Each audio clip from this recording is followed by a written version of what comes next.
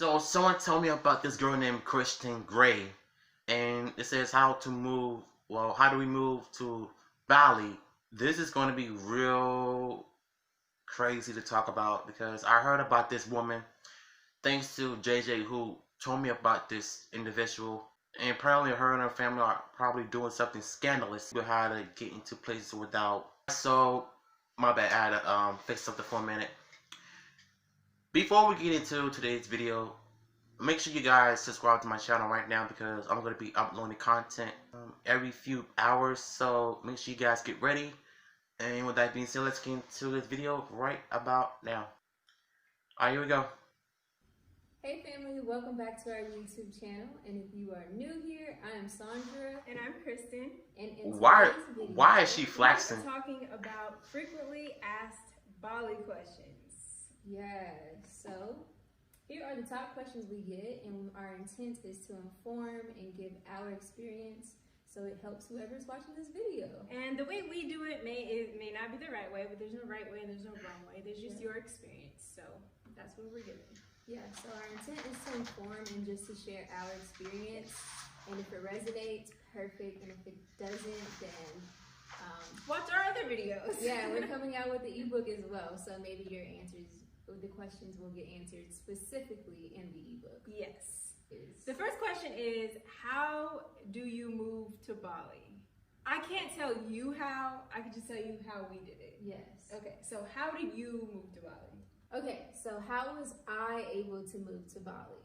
Back home, I worked as a safety technician in the oil and gas industry, and it's contract work. So basically, I'm able to save a lot of money in a short amount of time because when I work these contracts, every day I'm working overtime. 13 days on, 1 day off, 12-hour days. So I'm racking up a lot of overtime. I'm not spending any money during those contracts because literally I'm just eating and sleeping and going back to work. So yeah, I just had the mentality is like, I'm gonna go into work, I'm gonna save as much money as possible so I can reach the $10,000 goal to move to Bali. So once I started reaching my goal, I had like 1 more week left of my contract. I went online and I booked my ticket so that way I wouldn't back out of it. So I just randomly text Kristen and I was like, I'm about to book my ticket to Bali now. Like, we're doing this, and if you want to come. Why do I feel like she's just about to tell us something that can get us in trouble? One-way ticket to Bali. You booked her ticket, and I wasn't necessarily 100% ready, right? I came with a lot of baggage, literally. I had an apartment, I had a car, I had a life in a whole other city that I had to make sure that I wrapped up and got situated before I could commit. So she booked her ticket, and then like a day later, I was like, all right, I'm gonna book my ticket. But I booked my ticket, but it was a week out. So she would arrive before me, I would come and handle my business and arrive after.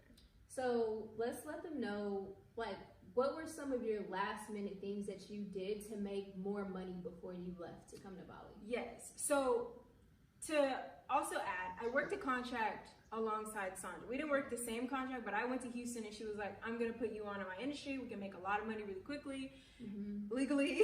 And so I did a contract as well. So I was working, and then when I finished my contract, I went back to LA and I basically sold all of my belongings. My car, I basically kind of... How did you sell your belongings? Okay, so I gave my car... Why would you do that? So the car was out of the way. I didn't sell my car. But I put my items like my bed, my dresser, all of my furniture up on OfferUp, which is an app where you can sell your items. It's kind of like Facebook. You should have never done that. As well. And within 1 or 2 days, all of my items were sold. Now I marked them down pretty low just so that they could go. But I mean, like my bed was like $300 with the frame and the mattress, and someone came and picked it up in 8 hours. Like, took it all away. So there was nothing that I had to like put in storage. It was just like money, money, money, money, and it was cash in my hand. What was the mindset that you had to have to release those things without being attached? Well, it took a while, but I knew I wanted to let go of these things. I could not hold on to these items. I could not rent out my place and have to worry about tenants and my landlord. Like, I had to just release. And the mindset is that when you let things go, it makes room and space for other things to come into your life. And I know it's hard to like part ways with your material items, But it's like, I'm gonna get a new bed. Like, I have a new bed. I'm gonna get a new dresser that's fire. I have a new dresser in storage space. Like, they're just things, you know, when we start to like minimize our life and be like, I don't need these things. I can't pack them up with me. They could burn, you know? It was easier. So the law of detachment, and keep your goal in mind. So when the question gets asked, how did you do it? I would suggest for you to keep a goal in mind, have a savings, and then search for an affordable ticket so it's not so grand of an idea to just book the ticket and go. Because I found a ticket that was less than $500. So that's like booking a ticket in the States. That is stupid. Texas to California. Why? Yeah, and once the ticket was booked, it kind of solidifies your plans. Like, all right, now I can make a plan and how to do it. And to be honest with you guys, I started journaling out like what I was gonna get rid of, what I was gonna sell, what I was gonna keep, what I was gonna put in my parents' house as storage, and just started prioritizing and organizing it that way. Yeah, your thinking skills will come in handy.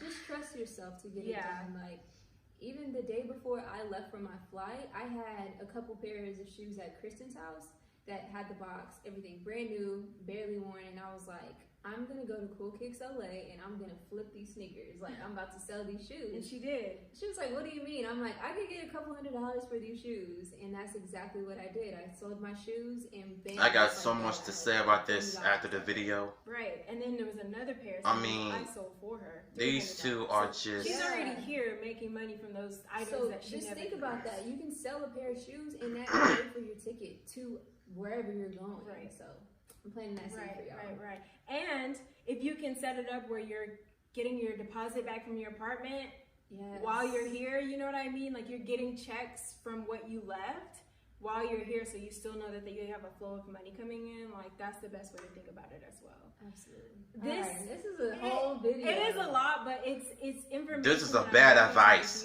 And it's this is a bad advice. You gotta just do it. Like, that isn't easy for people to understand. But like, it's like... You just gotta let me shut up. It's cliche, but it's just the truth as well. Yeah, same. Okay. So I think we got through what we did, and we found our flights on Google Flights. We're gonna go into more detail in our ebook, but we just wanted to let you guys know that. Once you get the ebook, the itinerary will be in there, so you can see like how long was our layover, how long was the flight, etc. Yes. There's so many things wrong with this video. The other lady, she was talking about how she sold her stuff so that she could just spend money on a stupid ticket to make a flight to Bali. I feel like just looking at the video, it sounds like they're encouraging people to make bad decisions. You can, this is just pathetic. Especially in the middle of the pandemic. You probably did some things that can get you into legal trouble. And first of all, why would you even sell your stuff? Because you had a good life. You were living in an apartment. You had a car. You have a house to stay in. All because your friend booked a flight to Bali. She purchased a ticket online so that she can encourage you to do the same thing. I don't know. This sounds like bad encouragement, to be honest. What they did something that's illegal. You can't be doing that in the middle of the pandemic. And I can see where people were coming from. And not only that, but the video has over 112 dislikes. That should basically tell you something about certain stuff like this. And right now, I'm just scrolling through the comments right now. Flex goes wrong. Yeah. It seems like some people are agreeing with them, and others are just... They represent the sad reality of life, and it seems like they're doing pretty much just that, of course. Yeah, man, tell me what you guys think in the video. If you want more, let me know in the comments down below. And take it easy.